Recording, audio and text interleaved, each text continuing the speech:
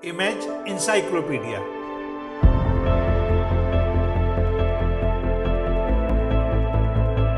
जानकारियों और जिज्ञासाओं की अद्भुत दुनिया। हेलो दोस्तों, अपने इस चैनल के हर वीडियो में हम आपको किसी एक विषय की विश्वसनीय तथ्यों के सहित पूर्ण जानकारी देंगे।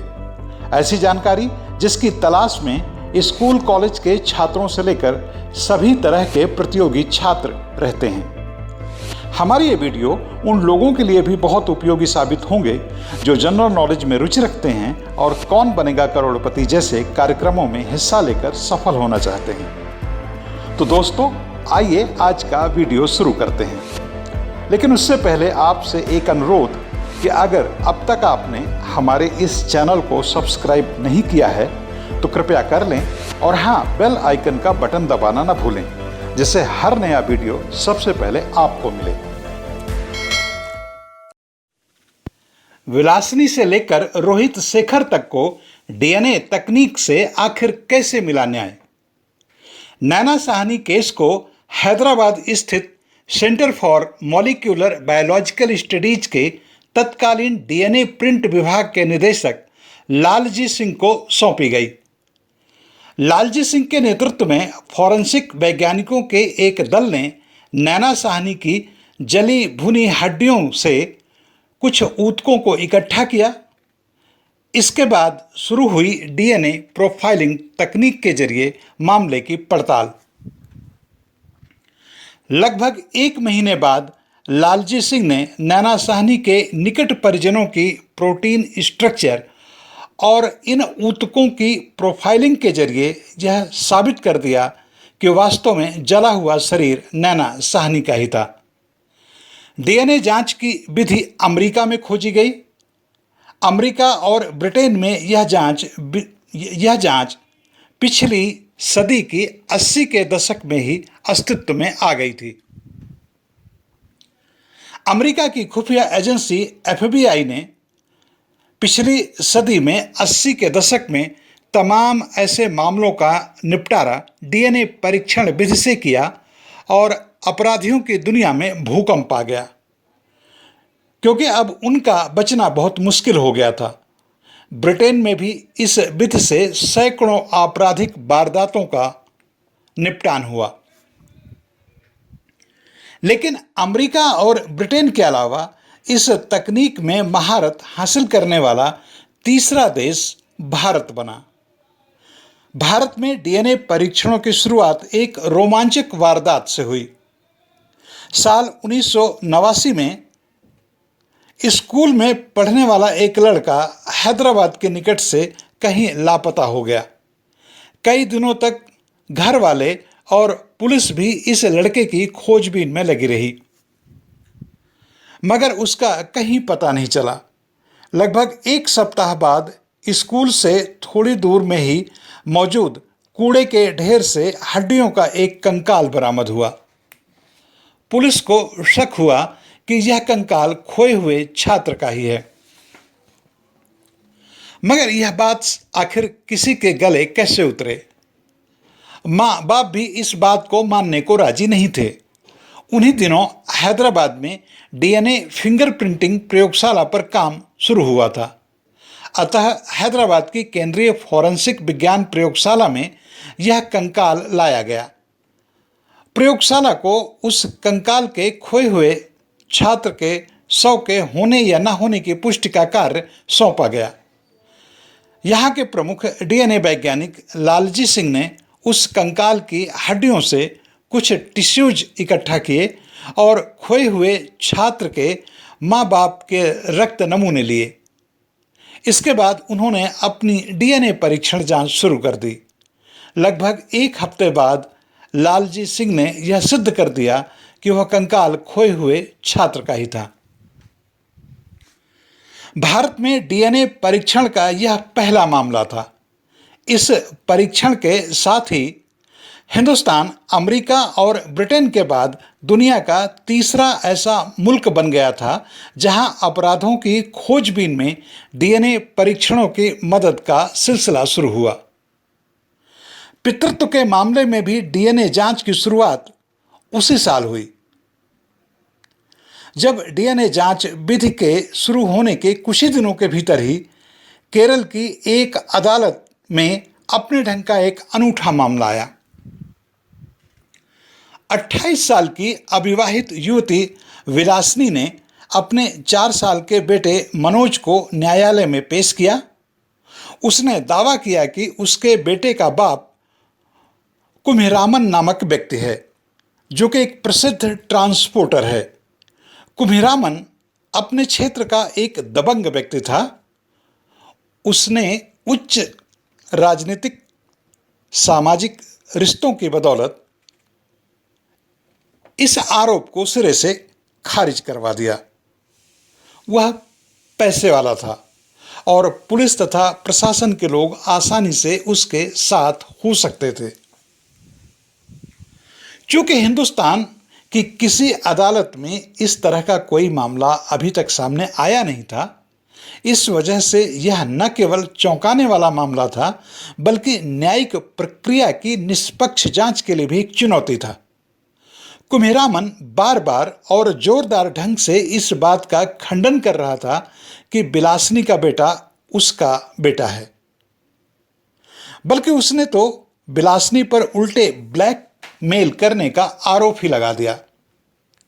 लेकिन कुम्हिरामन के वकील के तेज तर्रार तर्कों के बावजूद जज के गले यह बात नहीं उतर रही थी कि कोई हिंदुस्तानी महिला भरी अदालत में यह कह सकती है कि उसका बेटा एक नाजायज औलाद है, और यह भी कि उसका बाप उसका पति नहीं बल्कि कोई दूसरा व्यक्ति है। विलासिनी एक सामान्य परिवार की लड़की थी। वह टेल्लीचेरी की रहने वाली थी, जहां का कुम्हिरामन भी निवासी था। विलासिनी के अनुसार 55 साल के कुम्हिरामन ने उसे शादी का लालच देकर अपने विश्वास में लिया और उसी का परिणाम 4 वर्षीय मनोज था। विलासिनी की इस सीधी साधी कहानी में जज को अंदर तक झकझोर दिया और जज ने फैसला किया कि उस महिला को न्याय दिलाकर ही रहेगा।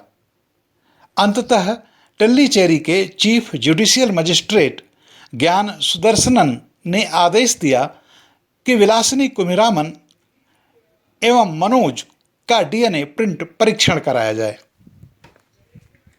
अदालत के आदेश पर तीनों के रक्त के नमूने लेकर सीसीएमबी हैदराबाद भेज दिए गए। एक बार फिर डॉक्टर लालजी सिंह के सामने दूध का दूध और पानी का पानी करने की चुनौती थी। डॉक्टर सिंह ने परीक्षण के बाद पाया कि कुम्हिरामन ही मनोज का जैविक पिता है। तत्पश्चात उन्होंने अपनी रिपोर्ट अदालत को भेज दी, लेकिन कुम्हिरामन के वकील ने अपने मुवक्किल के बचाव के लिए इस रिपोर्ट को गंभीरता से लिया ही नहीं। उसने अदालत में जोरदार तर्कों के साथ प्रतिवाद किया कि उसका मुवक्किल इलाके का प्रतिष्ठित सामाजिक व्यक्ति है और महज एक जांच रिपोर्ट के आधार पर उसकी प्रतिष्ठा को दांव पे नहीं लगाया जा सकता। चूंकि इसके पहले पितृत्व की जांच के लिए कभी डीएनए परीक्षण विधि का इस्तेमाल नहीं हुआ था, अतः अदालत के पास भी इस तरह का कोई तर्क नहीं था जिसके आधार पर वह अपने फैसले को अकाट बता सके। लेकिन जज ज्ञान सुदर्शनन कुम्हिरामन के वकील के तर्कों से सहमत नहीं थे। जज ज्ञान सुदर्शनन विज्ञान के छात्र रह चुके थे। विज्ञान से संबंधित आधुनिक शोधों से भी उनकी रुचि थी। वह डीएनए प्रिंट परीक्षण पर भी अपना यकीन रखते थे। बावजूद इसके उन्होंने कोई एक तरफा फैसला सुनाने की बजाय डीएनए परीक्षण करने वाले वैज्ञानिक डॉक्टर लालजी सिंह को अदालत में बुलाने का फैसला किया। इसके पीछे उनकी सोच यह थी कि सभी पक्ष इससे रिपोर्ट के बारे में विस्तृत जानकारी प्राप्त कर सकेंगे, लिहाजा उनके फैसले पर भी अंगुली नहीं उठेगी। अंततः 15 सितंबर 1989 को केरल की टेल्लीचेरी अदालत में देश के प्रतिष्ठित वैज्ञानिक डॉक्टर लालजी सिंह हाजिर हुए। उन्होंने अदालत कक्ष में ही एक प्रोजेक्टर एवं स्लाइड के जरिए मौजूद लोगों को समझाया कि डीएनए फिंगरप्रिंट क्या है और क्यों इस रिपोर्ट के आधार पर दावे से कहा जा सकता है कि कुम्हिरामन ही 4 वर्षीय मनोज के पिता हैं। हालांकि अदालत ने डॉक्टर लालजी सिंह के तर्कों को आसानी से नहीं पचाया, खासकर कुम्हिरामन के वकील ने तो उन्हें एक भी वाक्य बोलने के पक्ष में नहीं था।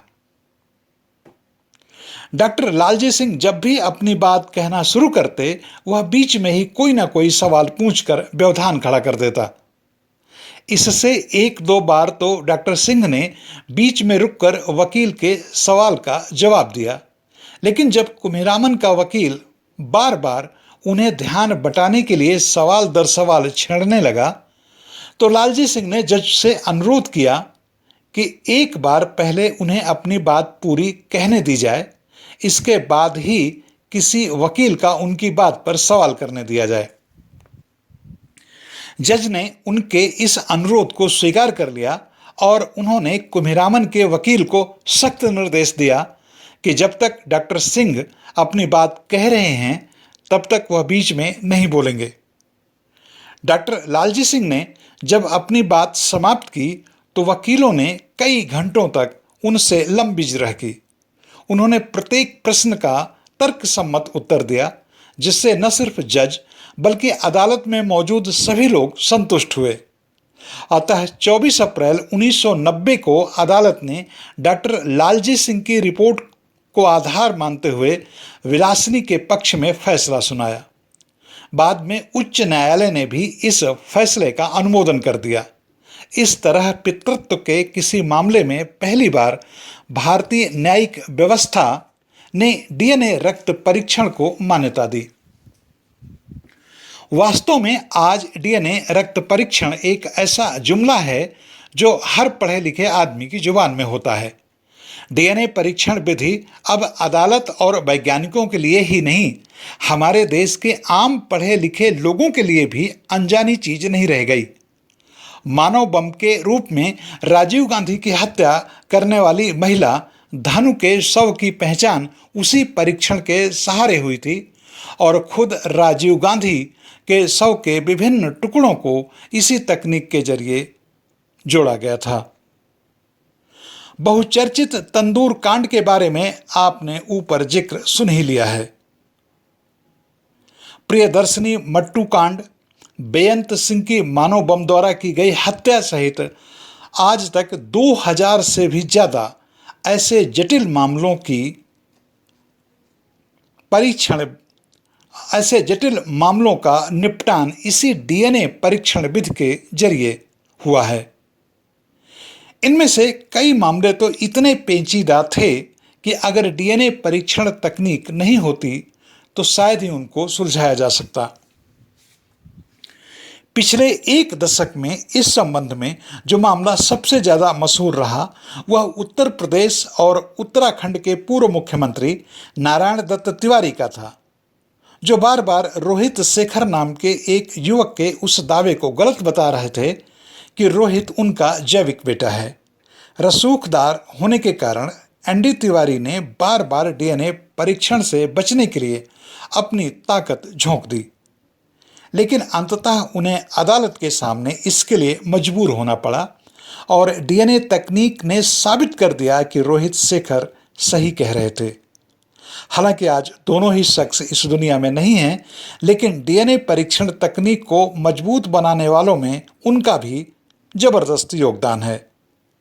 इन सब बातों को देखते हुए पूरे दावे से कहा जा सकता है कि शाहजहांपुर की बलात्कार पीड़िता और उसके 27 साल के बेटे को भी यह तकनीक जल्द से जल्द न्याय दिलाएगी। दोस्तों, आपको यह वीडियो कैसा लगा हमें कमेंट करके जरूर बताएं और यह भी बताएं कि आपको किस तरह का वीडियो देखना पसंद है। हम आपकी पसंद के मुताबिक भी वीडियो बनाएंगे। इस वीडियो में शोध, आलेख और स्वर मेरा यानी लोकमित्र गौतम का था।